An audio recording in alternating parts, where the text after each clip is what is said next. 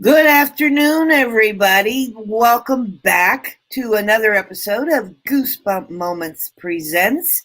I'm really excited today, and I'm giving you fair warning. This may go over the usual 15 or 20-minute interview because we've got a lot to talk about here. Um, Today, my very special guest is Oliver Marcel, and I'm extremely excited about having him as my guest. Oliver, thank you so much for agreeing to do this interview and welcome. Thank you. It's my pleasure. I was looking forward to this.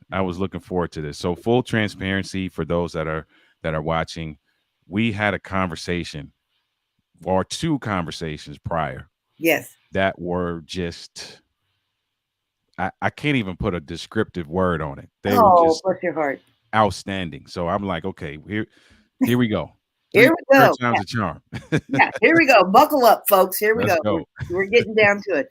Um, Indeed. Oliver is a group uh, a specialist with vast experience in relationships, and we're going to talk about his book, which is entitled "Overcoming the Man Laws," Man laws. Yep. Overcoming the man laws. and that comes from a personal background, right? A personal experience. It does. It does. So the subtitle of the book, and I'll show it for those who want to get a close up on it. So it's overcoming the man laws, and the subtitle for the man who wants to be his best despite what he was taught, and that is it comes right out of my playbook. So everybody who can think of you can think of man laws. Men don't cry. Win at all costs. There's all these different ones that we can come up with, and I'm not saying they're all bad, but for me, in my personal experience, there were certain things that I had held on to, ideologies that I'd held on to that I realized once I got married were not really conducive to my success as a husband and father. And so the book takes you through some areas that I grappled with: leadership, faith, altruism, respect, trust, mental stamina, relationships, authenticity. And I go through my journey of self discovery in those areas. And so that's what the book is, in hopes that it will do what's on my t-shirt. So let me move my mic for a second. So if you see my t-shirt says 2020 before hindsight. And that comes straight out of the book. I am living in hindsight in a lot of ways. There are some mistakes that I've made. There's some mistakes that I made in my 20s, and this is no exaggeration. There are mistakes that I've made in my 20s that I'm still paying for today on October the 19th, 2022. So my goal in everything that I do, whether it be relationships or men's empowerment, working with young men, my goal is to help at least one person gain some level of clarity on the front end before they end up experiencing something or making a choice or running into a scenario that causes them to throw off the trajectory of their life. That's what it's all about. And I use my story to do it. Which is fascinating. And again, I wanna add to or support that sentiment because we focus so much nowadays on women and on children and on so many things. Men kind of do get lost in the shuffle, and you go through some of the same emotional levels and issues and emotional pain that we go through That's right. ourselves. That's right. Have you met Carol Edmondson? I'm giving her a shout out. Hi, Carol. Shout out to Carol. I have met Carol. Carol and I actually are. I'm over. It's on me. So Carol, if you happen to be watching this, I take full responsibility. It's on me. I'm overdue to contact Carol again for for something that she has as well. So yes, She does a monthly program called Men from Mars, and Oliver, perfect guest for that show. oh man, So yeah, hi Carol, and reach out. We're gonna be getting a hold of you, we're gonna make it happen. or we will. Okay, so let's talk about the relationship side. You and your wife do a podcast, correct? That's correct. We do a Your podcast. beautiful wife, Denise, by the way. And she is the better half of this whole operation. So talk to me about the podcast and share when it is or how people could tune in. Sure. So the podcast is entitled Relationship Trade Secrets. So we do a couple of different things. If you're an audio person, Relationship Trade Secrets, everywhere that you listen to podcast, if you search Relationship Trade Secrets, you'll see our picture pop up. And it's again us sharing our journey. We're sharing our journey through this marital journey that we're on, the ups and downs, the highs, the lows, the lessons we've learned, the funny stuff, the sad stuff, the tough stuff. And our hope is that it resonates with somebody, that somebody listens to it and says, wow, okay, I'm going through that now, and they seem like they've gotten through it successfully. I I have hope now. So it's all about establishing hope. It's all about giving somebody some inspiration and some encouragement as they travel on their journey. And so that's what we do on the podcast. We do some stuff on YouTube as well. So if you're a visual person, you can go to Relationship Trade Secrets. That's the YouTube channel. It's same name, but there you'll get a ton of different kinds of videos with us doing the same thing, sharing our journey, talking about things that normally don't get talked about, some taboo topics, some things that we should be discussing, all in hopes that it will inspire others to create and build the relationship of their dreams. All right, I think that's just absolutely flat out brilliant, because not many people feel comfortable in a relationship to expose their own relationship. Yeah. And that is encouraging in and of itself right there. Yeah. Now, listen, let's be clear. I don't want people to think that this this was just happening from day one. We had to also go through a period of time where we had to evaluate and really have a conversation about, okay, how much of this do we really want to share? Yeah. How much are we comfortable sharing? And to be quite honest, and my wife will tell you if she was here, there's still some level of discomfort. I'm not even going to act like I'm the more open person between the two of us. But there's still collectively still some level of discomfort. But what we've noticed is that the things that we grapple with about sharing end up being the things that garner the most uh, comments, or people emailing us saying, man, I'm so glad you talked about that. We really need to talk about that. Thank you for doing this. Thank you for saying that. And so we're like, you know what? It's not about us anymore. It's about the impact that we can have. And it's about how we can be used by God. I'm a man of faith. So how we can be used by God to impact the relationships of people that we come in contact with. Again, I am at a loss for words, because that is so terribly important, with the divorce rate being as it is. Yeah. And you and I were just talking. Would you mind sharing what the 1 month of the year is that the most divorce happens, and why? Yep, indeed. So if you Google right now, divorce month, anybody who's watching, if you Google divorce month, I'm willing to bet money that the month that's going to pop up on your screen is January. January for many years has been dubbed divorce month. And it's because most of the divorces they begin the process in January. So it may take a couple months. So March may be the actual time when the divorce is final. But most of those kick off in January for a couple of reasons. One, for tax reasons, and there's money things that people kind of look at. But then there's some families that they know that their relationship is on the rocks, but they don't want to tear it down because it's about to be Thanksgiving. It's about to be Christmas. This is fun time. This is happy time. This is gifts. This is eggnog. You know what? Let's fake our way through this so everybody's happy. And then when we get to January, we'll put the hammer down. And so many divorces here and in the UK start in January. The process starts in January. Okay, well, let's shift gears here a little bit, because I'm fascinated by all of this. In all your experience, whether it's on the stage or whether it's in your podcast, what's the one question that seems to be prevalent over and over and over again? What's the one thing that everybody wants help with? I'll give you two. Okay. And quite honestly, if I were to take all of the clients that we've had, I would dare say 95 or more % of them, all of the issues and goals that they have fall under these two umbrellas. One is communicate effectively. How can I communicate without frustration and judgment? I'm having a terrible time figuring out how to communicate with this person without it blowing up. without them taking it the wrong way, all those kinds of things. So communication, effective communication.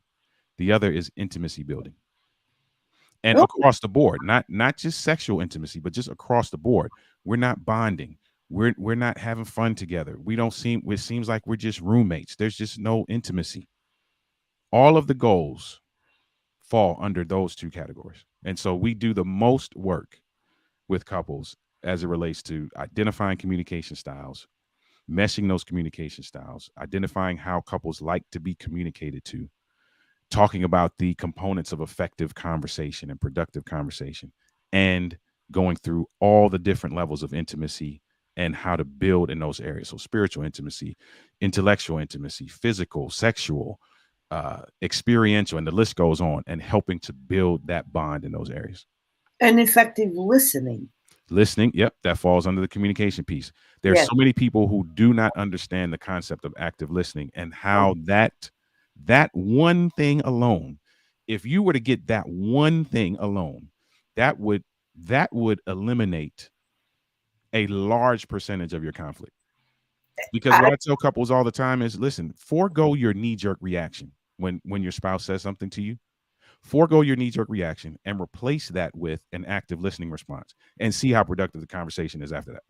And putting yourself in their shoes, and take yourself out of the picture, yourself in their shoes to understand how they're feeling, what they're going through, what they're thinking, and why it's a big deal for them. Yeah. Because it actually could be you that is the problem, right? Wow. Now that's a pill a lot of people don't want to swallow. No, that's a pill. That's a pill I had to swallow. Yeah. So you just said something that hit me in the chest because I lived that. Yeah. I experienced that where I'm like, okay, so I seem to be in every one of these scenarios that I keep complaining about. So the common denominator is me. Yeah. I got to look inward now. And a lot of us have to do that. And we spend some time with couples getting them to look inward, because we have couples sometimes that come to us, and they come to us looking for us to be a referee. So they come to us pointing the finger. Well, he needs to do that. Well, no, she needs to do that. Well, if he did, wait. Let's look inward for a second and see what it is that we bring to this scenario that needs some level of adjustment. And then let's work outward from there. Do you know, my fascination with this whole thing started decades ago. I had the pleasure of being in the audience with the fabulous Helen Kubler-Ross, as she did it wasn't a coaching session, but it was kind of a training. Let me back up. It kind of was a coaching session, but nobody in the audience knew what was going to happen. Okay. Pardon me. And she asked among the crowd who was married who was having issues. Mm-hmm. And there were two couples that raised their hand, and she immediately brought them on stage. And the process that she took them through, I remember one where she pulled two chairs out, put them back to back, and had each person facing the opposite direction. And she put I think it was a towel, but she put a towel over somebody's head to represent them being absent. And then she started asking the first spouse, what's your chief complaint? What's going on? Why aren't you getting along? You know, what issues are you having? And it was amazing that even though they were sitting right behind each other, it was as if that other person wasn't in the room. And they were very forthright, very open about it. And then she did the same thing to the other person, and the other person now become aware that the other spouse was there. Mm-hmm. But once that conversation started, the whole room meshed. They started meshing. And eventually, Helen didn't have to say, turn your chairs around. They eventually, on their own, turned their chairs around, faced each other like this, and then began talking. It was amazing, the results that she got. Awesome.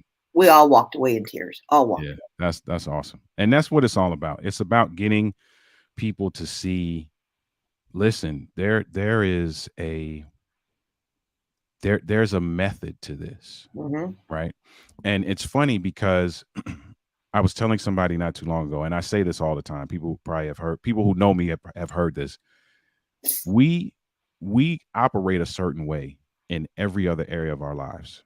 If you think about your career, if you think about the job that you're on, if you are a manager or a people leader or C-suite executive, or you're an individual contributor, we talk about these things often, about relationship building and about how to manage conflict and how to do all of these kinds of things. But for some reason, we don't put that same energy and education into building our relationships. And so there's a method, just like there is a method to you meshing with your coworkers, there is a method to meshing with your partner. And you have to go through that process. And part of that process involves some things they need to do, but a significant part of that process involves things that you need to do. And those are things that you're going to need to do regardless of whether your relationship works or not. Because some people come to me and they're like, oh, well, if he would just do this, then I would. No, that's not true. You got to do that regardless of whether he gets right or not. Because you want to be a good person. You want to be a successful person. You want to be a person of integrity. You want to be a person who communicates well. You're going to have to do that regardless of whether your relationship works out or not. And that big misnomer in most relationships, it's 50-50. Oh, yeah. Because sometimes it's a whole lot more on one side than the other. Listen, I love that you said that, because I say this often. And anybody who's ever been a client of mine has heard me say this. Fair does not mean even. Yes.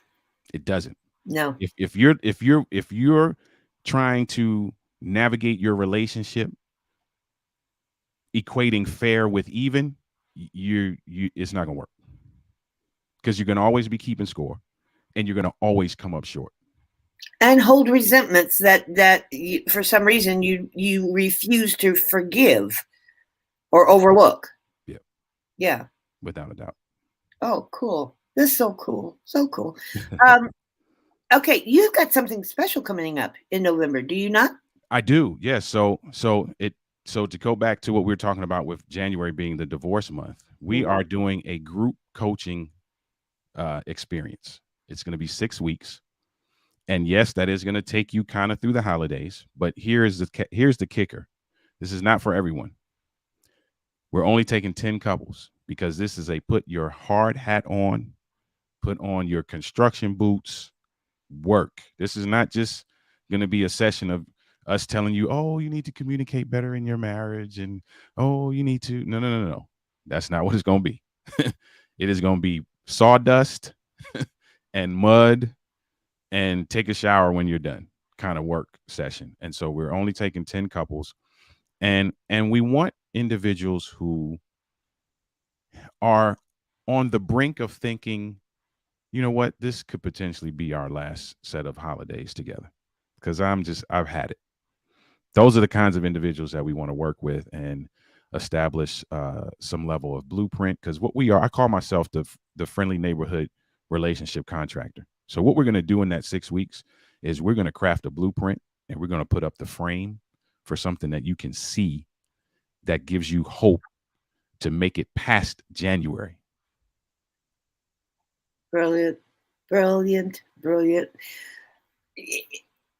Okay, let me dive into this just a little bit. Not only based on where you came from as a man, but when you got married and started experiencing some of these issues within the marriage, how did you guys come up with this scenario, this platform that you wanted to help others, other couples? Yeah, so I'm glad you asked that, because this is not, if you said 15 years ago, this is what we would be doing, we would look at you and be like, well, whoever gave you your ability to see into the future, get your money back, because we're not doing that. So how this happened is, I'd say maybe about 2012 or so, we were in a group. We were in a marriage group. We were not the leaders of the marriage group. We were just participants in the marriage group. But for some reason, people would come up to my wife, more than me, but come up to my wife often and say, man, we love your marriage. It just looks like you guys love each other. And man, we love your marriage. Your marriage is a ministry. And, we'd be looking at them like, man, thank you. But you do realize we're in this group for the same reason you're in this group. Like, thank you. But I don't see what you see, but we'll take it, and that just kept happening. And so what I ended up doing, I worked in the IT space for years. And so I was working in the IT space then, wanted to learn how to build websites. So you know what? I'm going to teach myself how to build a website. We're going to kill two birds with one stone. The website will be a blog. We'll blog about our marital experience. That will kind of, give people what they need to hear and need to see. But at the same time, it will help me build a website. Little did we know that that's not all God had in store.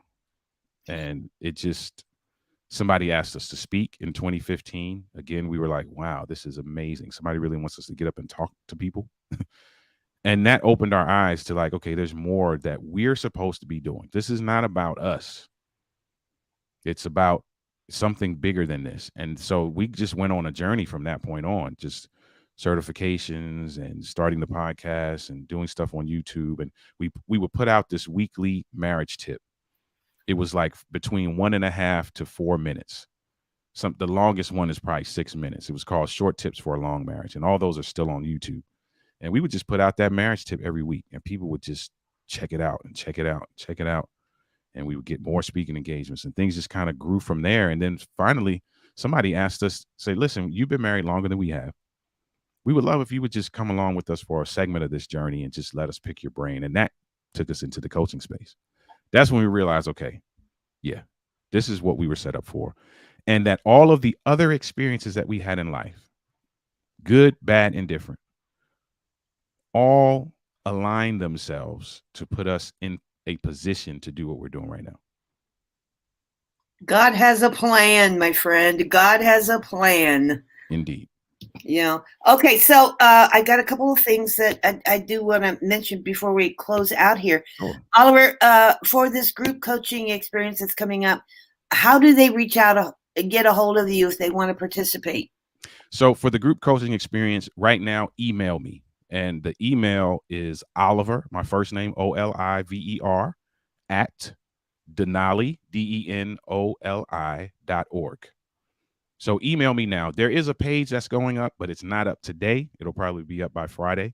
Okay. And that page will give you all the information that you need to have. But if you want information today after seeing this, email me. If you're watching on LinkedIn, shoot me a message on LinkedIn. If you're watching on Facebook, shoot me a message on Facebook. I will send you all of the information. First come, first serve. 10 couples. Okay. And only if you're serious. Like this is it's doomer right. Doomer, yeah, right now. And I'm not saying you got to be like on the brink of your marriage being over, but what I am saying is that you have to come ready to work. Keyword, work. You got to come ready to work. This is a workout. Workout. And they can find your book on Amazon? You can find the book on Amazon. That's correct. Amazon. Cool. It's Overcoming the Man Laws. All right. Fabulous. Fabulous. Fabulous. Before we close out, I just want to remind everybody that tomorrow I have Friday. On Friday, beg your pardon. I have 2 more interviews coming up. One with a lady who is a a personalized nutritionist. She doesn't just go group coach or throw out generalities. She gathers all your medical background and formulates a particular nutritional program that's designed for you, which nobody is doing these days, by the way. And the other one is a friend of mine who is Larry Daniels. He is one of the handful of people who are a certified Napoleon Hill trainer. And he's been on the show before, but he's got some more stuff, and we're coming back with more information on that. If anybody watching is interested in perhaps sponsoring some of these shows, you will get that ticker branding shout out at the bottom over here, something to the effect of today's episode is sponsored by da da da. If you want to know more about how to become a sponsor of these interviews, you can reach out to me on LinkedIn and on Facebook, or you can email me at goosebumpmoments.bj@gmail.com. And let's have a talk, and let's see if we can get you branded as well. That's the whole purpose behind all this.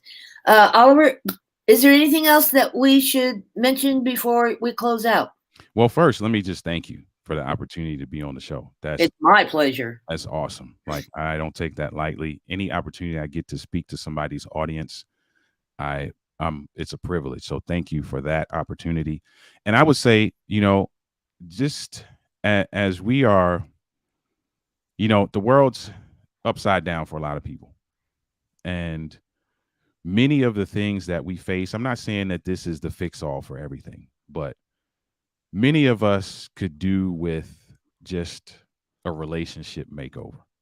And it doesn't mean that your relationship is in the toilet, but just taking some time to really look at where you are. To strengthen it. And to ask the question, what kind of person do I want to be?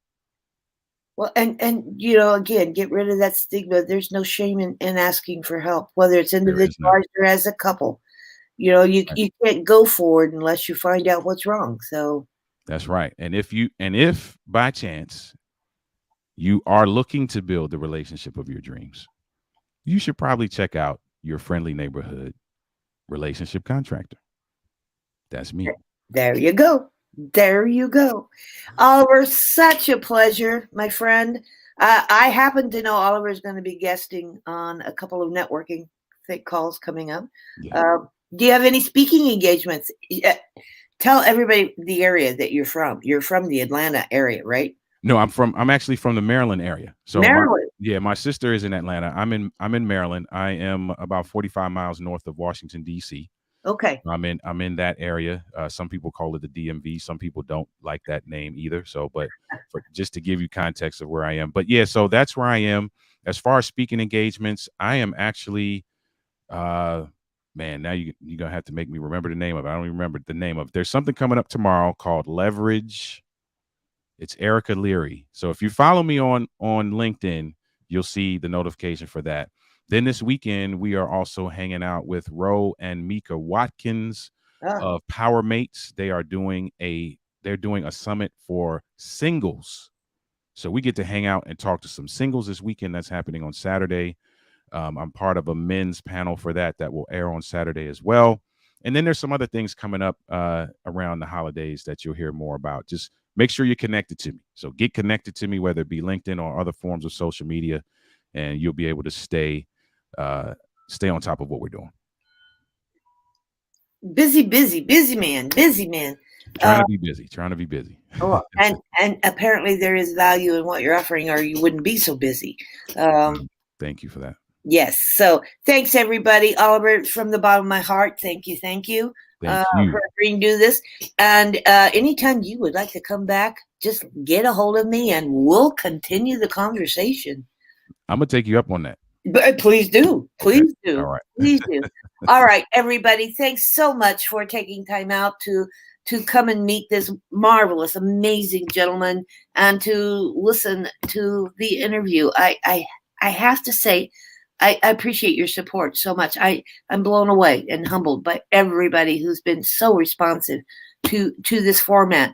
My whole mission is to help small businesses and individual coaches and trainers and even the brick and mortar businesses. If you got a brick and mortar business out there in some town that you're needing some foot traffic improvement on or something, get a hold of me.